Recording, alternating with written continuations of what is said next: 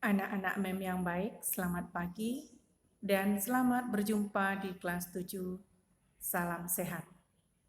Kita berjumpa di awal tahun ajaran baru ini dan di awal pelajaran pertama di kelas 7 dalam bentuk pembelajaran jarak jauh.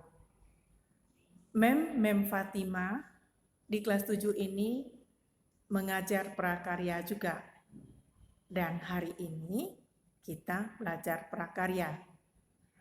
Nah, untuk belajar prakarya, mau yang pertama, sebelum kita belajar, kita harus berdoa terlebih dahulu, lalu isi absen kelas lewat WA, itu absen mata pelajaran ya, beda dengan absen online, itu tiap hari yang diingatkan oleh wali kelas itu. Yang ketiga, satu buku catatan dan satu buku untuk latihan itu khusus untuk prakarya. Yang keempat, tugas dikerjakan tepat waktu. Jika tidak tepat waktu, maka nanti nilainya hanya batas KKM dan juga mempengaruhi nilai sikap. Kecuali ada pemberitahuan misalnya sakit atau ada halangan lain. Yang kelima, tugas dikerjakan dengan jujur. Dengan kata lain, tidak menyalin tugas teman. Apalagi jujur saat ulangan. Yang ketujuh, saat mengirim tugas, memang harus tulis nama dengan jelas, nama lengkap. Karena kadang-kadang nama itu ada kelas tingkat lain, nama sama, kelas berbeda. Jadi tolong tulis nama lengkap, kelas asal, dan nomor absen di kelas tersebut. Lalu tugas dikirim ke email MEM fz15467@gmail.com. Anak-anak, saat ini kita mulai pelajarannya lagi ya. Nah, yang pertama kita masuk pada bab 1 itu tentang kerajinan sehat. Ya, tentang kerajinan serat. Nah, dalam pelajaran kerajinan serat ini, tujuan yang akan kita capai adalah itu anak-anak bisa memahami pengertian, sejarah, jenis, sifat, dan karakteristik dari bahan serat berdasarkan rasa ingin tahu dan peduli pada lingkungan.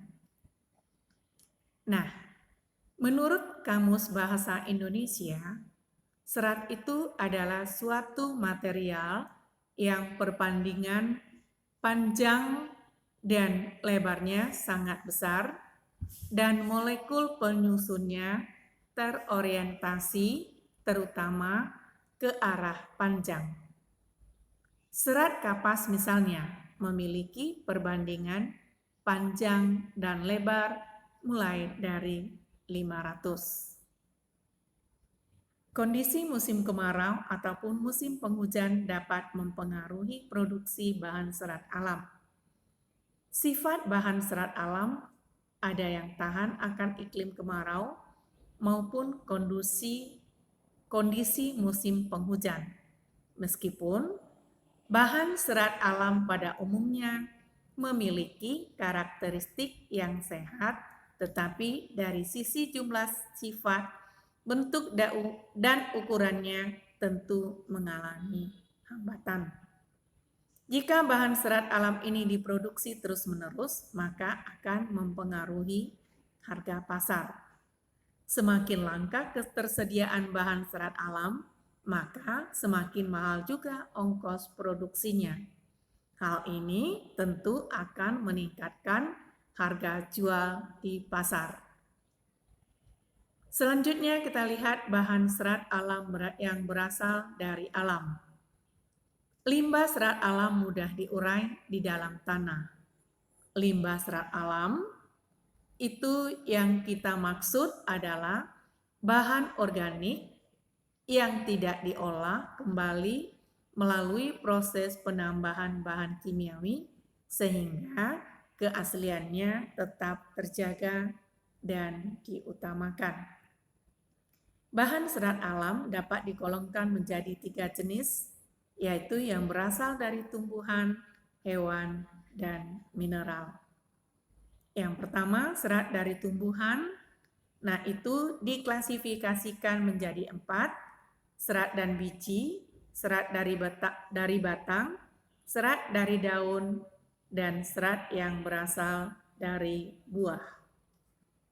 Nah, yang kedua, serat dari hewan. Nah, serat dari hewan ini menghangatkan sifatnya dan bagian yang dimanfaatkan serat dari alam ini adalah bulunya. Bulu hewan yang paling banyak diolah sebagai bahan baku serat produksi tekstil antara lain adalah stafel dan filamen. Serat dari stafel. Stafel itu merupakan serat yang berbentuk rambut hewan yang disebut dengan wool. Contohnya domba, alpaca, unta, kashmir, mohair, kelinci, dan vicuna. Rambut hewan yang paling banyak digunakan adalah wool dan bulu domba. Serat dari filamen. Filamen itu merupakan serat yang berbentuk jaringan. Contohnya adalah serat yang berasal dari larva, ulat sutra, yang digunakan untuk membentuk kepompong. Dan kepompong inilah yang merupakan serat lalu dipintal menjadi benang. Karakteristik dari bahan serat alam yang menjadi perhatian adalah pada permukaan seratnya, seperti kehalusan, kekuatan, daya serap, dan pemuluran atau elastisitas. Karakteristik bahan tekstil dari selulosa atau kapas adalah bahan terasa dingin dan sedikit kaku, mudah kusut, mudah menyerap keringat, rendah terhadap jamur, dan mudah terbakar. Anak-anak, untuk prakarya hari ini cukup sampai di sini. Dan tugas yang dikerjakan adalah yang pertama, kalian harus catat sendiri ya. Apa yang dimaksud dengan serat? Yang kedua, jelaskanlah pembagian atau klasifikasi dari serat tumbuhan. Yang ketiga, apa yang menjadi perhatian atau karakteristik dari bahan serat alam? Yang keempat, tuliskanlah contoh dari serat stafel. Yang kelima, tuliskanlah contoh dari serat filamen. Anak-anak, sekian dulu. Terima kasih. Dan sekali lagi mengingatkan, tugas kalau dikirim, tolong tulis nama dan kelas dengan jelas. Oke anak-anak, terima kasih.